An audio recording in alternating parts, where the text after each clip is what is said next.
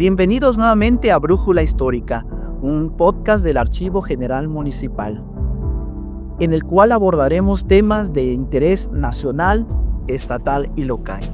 Mi nombre es Eddie Lorenzo González Jiménez, jefe de departamento del Archivo de Concentración. El día de hoy tenemos una invitada muy especial, que es la doctora Olivia Ascona Priego, la cual quisiera yo que todos ustedes conocieran un poquito de su trayectoria profesional, para que a través de eso veamos la gama de conocimientos que ella posee y que nos va a compartir el día de hoy.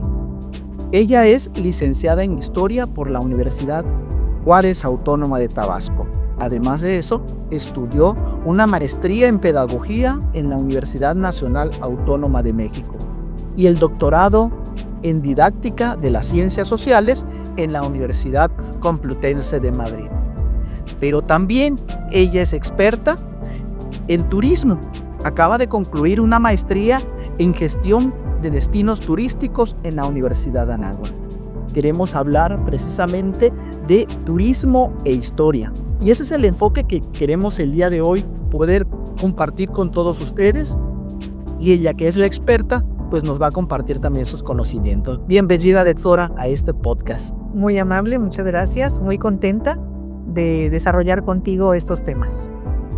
Queremos conocer un poquito acerca de cómo se relaciona nuestra historia, nosotros que somos historiadores de profesión, con el turismo, que es lo que últimamente ha estudiado, el que durante los últimos años ha tenido mayor impulso en el turismo, sobre todo en nuestra localidad.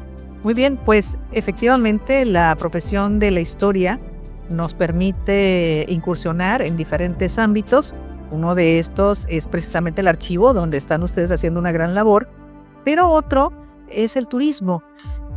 ¿En qué punto se encuentra la historia y el turismo? Precisamente en el turismo cultural, que es digamos que esa oferta que se le da a las personas que tienen a bien desplazarse de su lugar de residencia habitual para conocer otras culturas, otros lugares que guardan una historia particular y que desean no solamente conocerla, sino aprender de esas otras culturas que les son ajenas, que son diferentes posiblemente a la cultura en la que estas personas se desarrollan. En nuestra vida siempre hemos, de una u otra manera, bajo ese mismo enfoque que usted lo presenta, nos hemos movido a diferentes lugares, conocemos diferentes ámbitos, Sí. Pero también estamos como que con esa avidez de poder conocer qué pasó aquí, Claro. qué se desarrolló acá. Sí, de hecho, este desplazamiento de la humanidad es muy antiguo. Lo tenemos desde las primeras culturas en el Próximo Oriente. Los babilónicos, los egipcios ya hacían desplazamientos para conocer la cultura de los otros, pero digamos que el énfasis mayor lo tenemos entre el siglo XVII y XIX, cuando se da un fenómeno que se ha denominado el Gran Tour, y lo realizan jóvenes de la nobleza de Inglaterra, buscando que estos adquieran conocimientos y sobre todo madurez al entrar en contacto con otras culturas, pero especialmente al visitar estos lugares que son considerados como la cuna de la cultura occidental. Entonces tenemos a estos jóvenes viajando a la antigua Grecia, a la antigua Roma, entrando en contacto con estos espacios históricos y con sus culturas, y posteriormente regresaban a su lugar de origen, donde tenían la oportunidad de compartir con sus familias, con las personas con las que se relacionaban, pero sobre todo cuando ellos tenían la oportunidad de gobernar. Finalmente la clase gobernante salía de la nobleza. No había posibilidad que cualquier otra persona pudiera llegar al poder en ese periodo todavía. Aquí tenemos, por ejemplo, lo que anteriormente era la Nueva España, hoy nuestro país, México, ¿no? Muchos viajeros que desarrollaron varios libros de viajes en el cual nosotros hemos sacado en algún momento información muy valiosa para conocer cómo se encontraban antes nuestras culturas. Sí, y no solamente ya visto desde el presente hacia el pasado, sino en su mismo momento cuando los europeos comenzaron a viajar a América, en este caso al territorio mexicano, lo hacen motivados porque les llegan noticias gracias a las crónicas de soldados, de los frailes, que tienen a bien hacer como el relato de lo que observan y del día a día que se va dando en este espacio continental. Entonces, personas que tienen pues la cultura suficiente para poder leer estos libros desarrollados por personas que visitaron o que vivían en nuestro territorio, los motivan también a desplazarse. Así que tenemos un turismo cultural, digamos que primitivo, vamos a llamarle de esta manera, desde el periodo colonial. Ahora que nos encontramos ya en nuestros tiempos modernos, actuales, donde el turismo ha sido enfocado hacia diferentes partes, diferentes regiones, diferentes lugares con atractivos ecológicos. Hay una gran variedad. Yo creo que aquí la variedad está para el gusto de todas las personas. ¿Cómo la Secretaría de Turismo ha ido enfocando esos espacios para poder proponer proyectos que incida específicamente en la promoción turística cultural? Sí, afortunadamente nuestro país está catalogado como un espacio megadiverso en cuanto a la vida y multicultural en cuanto a sus múltiples manifestaciones de cultura, tanto las originarias como esta cultura mestiza que surge a partir de la llegada de los españoles y toda la creación artística y el surgimiento de una cultura nueva fusionada entre lo antiguo, entre lo prehispánico y lo español. Con respecto a los programas que la Secretaría de Turismo ha implementado, y bueno, hago un paréntesis, México es uno de los países, de los 10 países que más visitantes extranjeros tiene. Ha estado en el famoso, en la lista de los 10, en el top 10, por llamarlo en el idioma inglés, en varias ocasiones. Se ha movido en esa posición. ¿Qué es lo que ha hecho la Secretaría de Turismo? Bueno, ha aprovechado todo lo que en un momento dado podía ser de interés de visitantes extranjeros y en ese caso particular, pues ha creado el programa Pueblos Mágicos para resaltar nuestra cultura, sus diferentes manifestaciones, pero también ha creado este programa Barrios Mágicos, que le da un sentido también interesante, pero sigue siendo la cultura el centro de oferta turística para las personas que nos visitan. Y también dentro de los intereses que tienen los ciudadanos por ir a conocer diversos lugares dentro de nuestro querido México, está el turismo inclusive religioso, el turismo gastronómico, artesanal, en donde pueden ir a diferentes lugares e ir ya sea por devoción, ya sea por adquirir una pieza de orfebrería, de metalúrgica, de barro inclusive. Y fíjate que es muy interesante lo que tú dices, porque cualquier manifestación cultural es una manifestación histórica, porque la cultura no es algo que se genera de la noche a la mañana, sino demanda la construcción de procesos que pueden ser tan antiguos o algunos más cortos, pero finalmente pues se invierte tiempo para que se vaya construyendo una cultura. Si nosotros si fuéramos por la vía del el turismo gastronómico, bueno, hay muchas personas que están deseosas, y sus paladares sobre todo, de probar platillos diferentes, con condimentos, con sabores diferentes. Pero cualquiera de las ofertas gastronómicas que nosotros pudiéramos buscar, hay un trasfondo histórico detrás.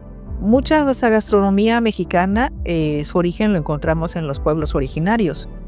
Esos alimentos que están hechos a base de maíz, a base de frijol, a base de jitomate o tomate y muchos elementos más que no podrían ser explicados ni entendidos si no hacemos un recuento de en qué momento a las personas les parece que esos sabores podrían o esos elementos podían integrarse y generar sabores originales, ¿no?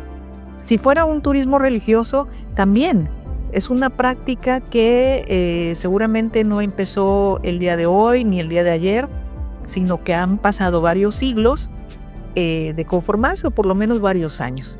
Que ahí el ejemplo más claro del turismo religioso que más mueve a los mexicanos, incluso a personas que viajan del extranjero, la devoción guadalupana. Efectivamente. Y no fue ayer que se generó. Entonces nosotros tenemos esa oportunidad como historiadores de reconstruir el proceso y poder presentarlo de una manera ágil, amena a las personas que nos visitan. Y ahí yo quiero hacer un énfasis. Lamentablemente, el turismo cultural, cuando se enfoca a los temas históricos, pues muchas personas creen que tienen el conocimiento para poder compartirlo con los demás. Y a veces sus fundamentos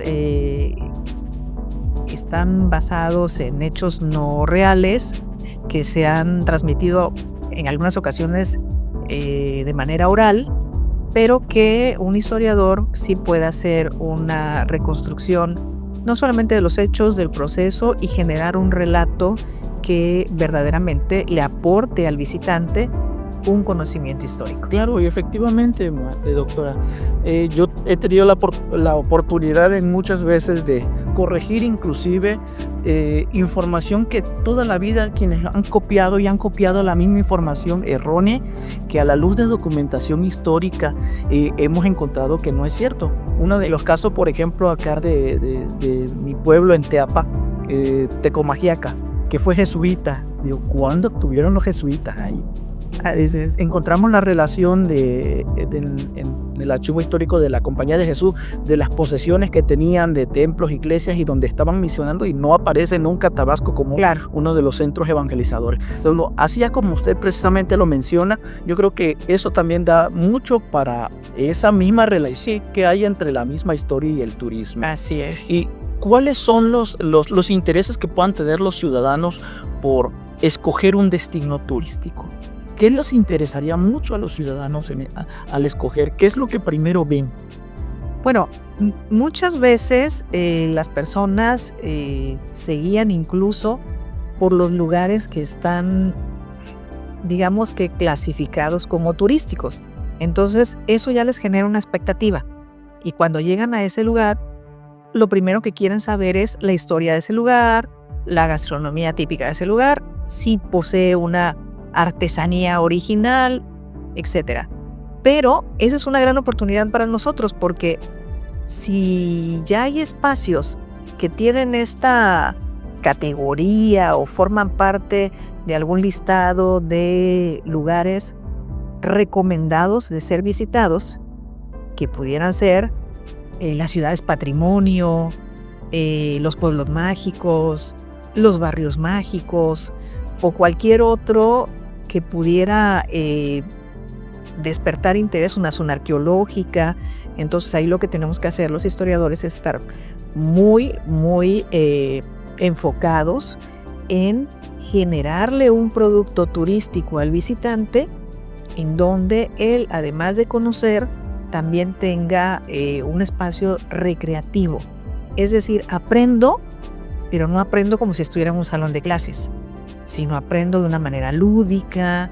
A lo mejor mis sentidos juegan en algún momento un papel, pero lo más importante es que al final generemos lo que se ha denominado en las últimas décadas una experiencia, que yo al estar en ese lugar viva situaciones que me resulten significativas y que de alguna manera quedan en mi memoria posiblemente para toda la vida, o para por mucho tiempo esté recordando y esté hablando de lo bien que me la pasé, de lo mucho que aprendí en ese lugar. Y mencionaba acerca de, por ejemplo, los barrios mágicos. Tenemos la oportunidad que aquí en la ciudad de Villahermosa tenemos un barrio mágico nombrado apenas el año pasado. ¿Y qué potencial tiene ese espacio, conocido también como Zona Luz, para poder generar turismo? Sí, no debemos de olvidar que el barrio mágico de la ciudad de Villahermosa es precisamente el origen de la ciudad de Villahermosa. Entonces, de entrada, tenemos la gran oportunidad de contarle a los visitantes de esta hermosa ciudad cómo surgió. Afortunadamente, por ser un asentamiento español, pues hay una traza. Poder contarles hasta dónde originalmente llegaba la ciudad, qué barrios integraron esta primera población, quiénes fueron los santos patrones que se le entregaron a cada barrio, qué hechos relevantes sucedieron en este espacio. Todo esto se puede hacer desde una perspectiva, insisto, atractiva para el visitante. Pocos saben que Villahermosa fue atacada por el ejército estadounidense. Pocos saben que Villahermosa presentó una defensa airada contra estos grupos que querían imponer al imperio posteriormente de Maximiliano. Pero bueno, esta invasión francesa que llevó finalmente a ese desenlace con el imperio de Maximiliano, pero que finalmente fue aquí, después de una acalorada lucha en la Chontalpa y en la Sierra Tabasqueña, donde se define la situación y se logra por fin expulsar a este enemigo que va en contra de los principios de libertad, liberales, por un lado, y completamente en defensa de la soberanía nacional. ¿Sí? Y eso, la verdad que siempre me ha parecido bastante interesante, y desafortunadamente a veces la historia oficial que se ha contado nada más nos ha mantenido a veces sí, claro, con una sola línea, ¿no? Sin ver las vertientes que existen dentro de todo este conjunto, ¿no? Sí. Lo más importante es que hagamos una propuesta de visita al barrio mágico de la ciudad de Villahermosa, una propuesta en donde nuestros visitantes conozcan, aprendan, y aquí viene el elemento fundamental para el turismo, y se diviertan, porque, insisto, no se trata de que el guía en este caso se ponga en el plan del profesor que va dictando una clase, porque el turista no es un alumno. Entonces el turista es una persona que quiere recrearse, que quiere pasar un buen momento. Aquí tendrá el historiador que jugar un papel muy importante para que no castigue el hecho histórico con el tema de lo denso que pudiera ser el discurso. Entonces tenemos que ser muy creativos para que el visitante nos vaya escuchando, nos vaya siguiendo, participe en algunos momentos y al final termine feliz de haber conocido el barrio mágico de la ciudad de Villahermosa, y sobre todo que sienta que realmente aprendió y estuvo muy a gusto, ¿no? Que conoció a convidados, se lleven a... Sí, de bus, a momentos, exactamente. Yo creo que el éxito de un recorrido en ese sentido podría estar si enfocamos a los aspectos de vida cotidiana. No olvidemos que el centro histórico, el corazón de Villahermosa, empezó siendo un espacio habitacional. donde la gente hacía una vida diaria. Hoy nuestro centro histórico, como muchos centros históricos de México, es el corazón comercial de la ciudad. Independientemente de las plazas que pudieran existir, muchas personas llegan al centro porque van a hacer sus compras. Entonces, ¿qué necesitamos? Devolverle el sentido histórico que ese espacio de Villahermosa en algún momento tuvo. Agradecemos siempre la presencia de todos ustedes que nos miran a través de este podcast. Agradezco la presencia de la doctora que nos ha acompañado en este interesantísimo tema. Esperemos que los ciudadanos siempre tengan ese potencial de defender y sobre todo de difundir turísticamente nuestro propio barrio mágico. Les esperamos en el siguiente podcast en el Archivo General Municipal. Muchas gracias.